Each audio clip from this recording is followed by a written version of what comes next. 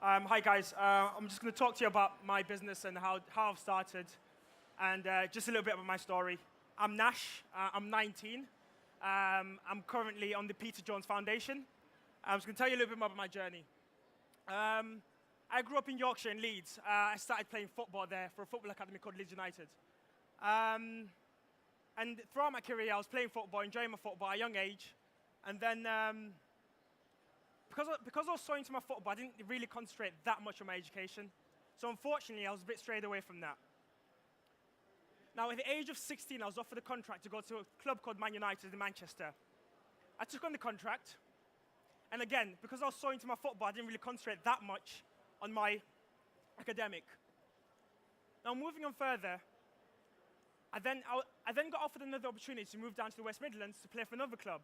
Now, unfortunately, I was faced with a major injury on my lower back, so I couldn't actually continue to play any further. Now, that was a major shock to my life because, like I said, I didn't pay that much attention to my education, so it's quite hard for me to know what to do next, as I didn't actually know what to do. I found it hard for me to get into employment. I struggled to communicate with myself, and I had a lot of knockbacks, really.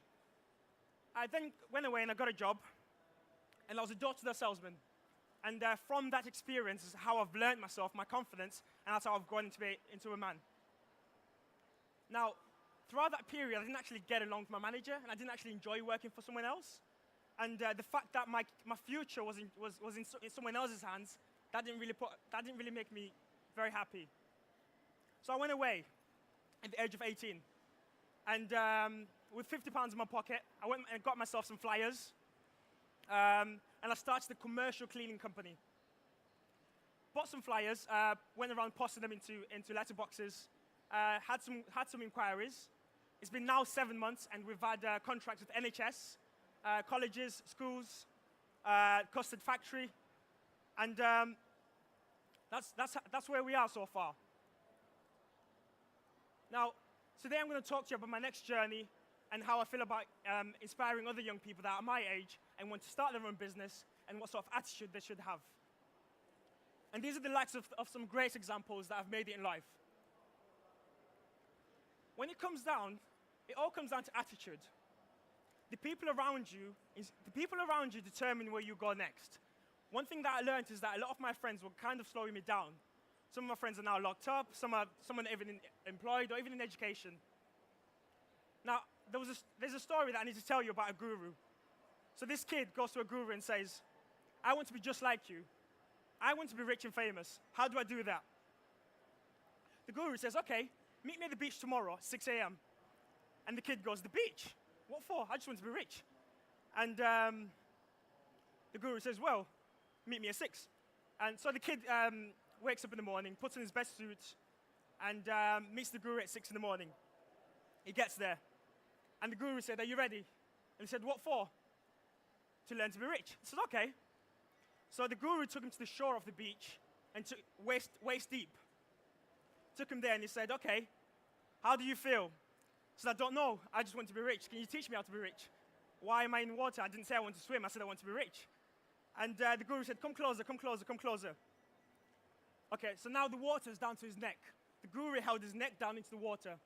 Now, it's not a horror story. Held his neck down into the water. Now, this kid's gasping for air. Can somebody tell me what's the one thing that kid wanted to do? Sorry? Nah, something else. What's the one thing that kid wanted to do? He's underwater. Breathe. That kid wanted to breathe. The guru brought him back up and he asked him, when you were underwater, what was the one thing you wanted to do? He said, breathe. Okay, now, until you are ready, until you understand that, in order for you to succeed, you have to want it as bad as you want to breathe, is when you move forward with your life. And the kid went away, and he was inspired. And then, so the moral of the story is that, you know, you've got to want something so bad that you've got to need it with your life and your heart and your passion. And it just goes away that, you know, some of us actually want sleep more than want success. So it all comes down to attitude. The people around you make you who you are. And you need to set yourself a goal as well. It's very important. One thing that helped me is that I sat down, I wrote down all the things I ever wanted. Now, these were big things. Now, I've put what I've wrote down on the wall, in my bedroom wall. If I move house, I take it with me. Now, every day, I tick off something that I've done. And one of my things to do today was publicly speak today at the skills show. My next business venture I'll be launching is a social enterprise which helps develop employable skills for children at the age of 16 to 25. The reason why I want to do this is because I feel as though there's a lack of youth employment. And the reason why that is because a lot of young people my age will lack communication skills, presentation skills, and even CV writing. So my next business, I'll be looking at developing these skills. Before I finish off, I'd just like to thank all these organizations that have helped me today. I'd like to thank Birmingham City, the Enterprise Catalysts, and Digbeth Trust. Those that have leaflets, if you are entrepreneurial, you have a business idea, the Digbeth Trust can help you start up your business venture. It's all government grants. Or if you know somebody that has a business idea and needs help and support, get in contact through email. And those wanting to get in contact with me and find out more about my story, my email address is there. And I would like to thank you guys so much for listening. And any questions I'm open to.